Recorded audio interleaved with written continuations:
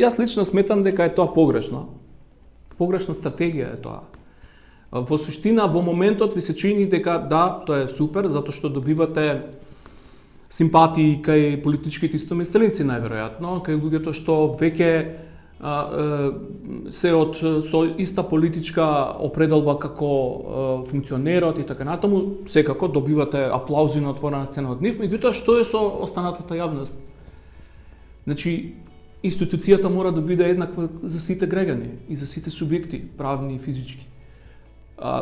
Не можете да очекувате дека стратегијата која се потпира само на експонирање на функционерот од одредена политичка партија или организација со одредени определби со тие пораки што ги имитирате постојано, ќе добиете симпатии и ќе останатите.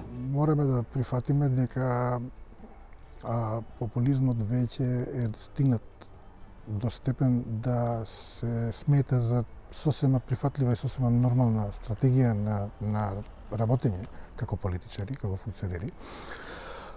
Тоа секако дека не е во ниеден случај добро, меѓутоа гледате дека против тоа веќе нема никој да се побуни. Голем дел од медиумите, од новинарите, од јавноста тоа веќе го прифаќа како нешто нормално. И тоа е тоа што е посебно страшно.